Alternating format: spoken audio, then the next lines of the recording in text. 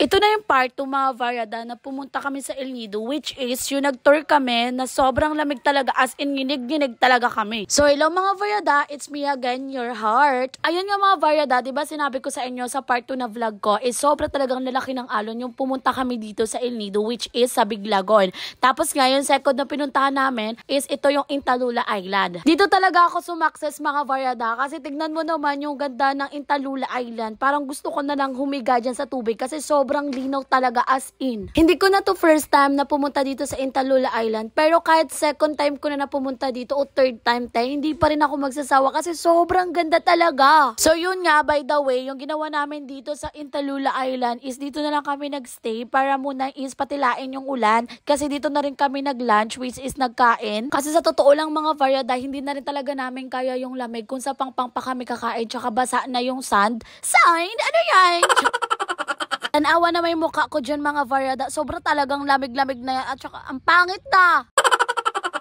Ayun nga, nag-prep na nga din kami ng mga pagkain namin. So yung mga pagkain lang nga namin, nagdala kami ng kanin, ng pork, tapos ng chicken. Ala, sobrang yaman mo dyan sa chicken eh. Ayan nga yung pamangkin ko na sobrang ready na talaga magmukbang. So, nag-pray lang nga kami. Tapos, pagtapos namin nga pray is nag-start na rin kami magmukbang. Mukbang na, as in lafang na mga ate ko. Ay, alam mo mga Variada, sa totoo lang talaga, hindi masyadong naubos talaga yung pagkain namin. Kasi nga, diba, sobrang lamig. Tsaka hindi kami masyadong napagod sa kakalangoy. Kasi nga, hindi kami masyadong nakalangoy. So, hindi kami masyadong napagod kasi nga, sobrang lamig talaga. Sabayan pa ng hangin. Inulit mo lang eh. Tapos nga habang nakain kami dyan is makikita mo yung ganitong kaganda talagang view, like te. Sobrang social talaga. Akala mo naman talaga may ambag dito. Charot. Tapos ayan nga mga Variada is kumain ako ng tahong ni Carla. Ay, hindi pala yan. Iba pala. Ayan nga, nagmumukbang-mukbang na tayo dyan. Ang pangit ng mukha ko. Sobrang naiirita talaga ako mga Variada.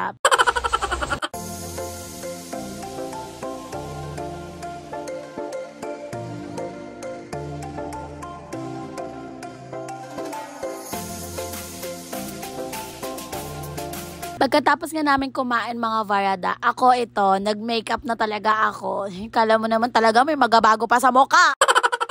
Sobrang tagal ko dyan nag-makeup mga Variada. Siguro mga 1 hour. Ay, sobra naman. So, tapos na ako dyan mag-makeup. Ayan na yung finished product. Finished product? Aroy, nag-feeling na naman si Durenel ba? Ay, hindi pala. Si Heart pala yan. Si Variada pala yan.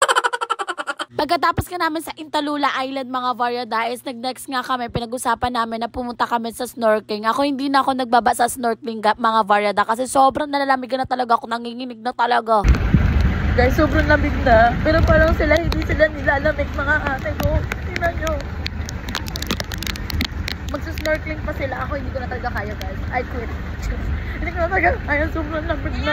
Ayun ang Variada, hindi na talaga kaya dyan, hindi na kaya yung lamig. Ayun ang mga Variada, thank you for watching. Bye bye, see you next vlog. Mwah!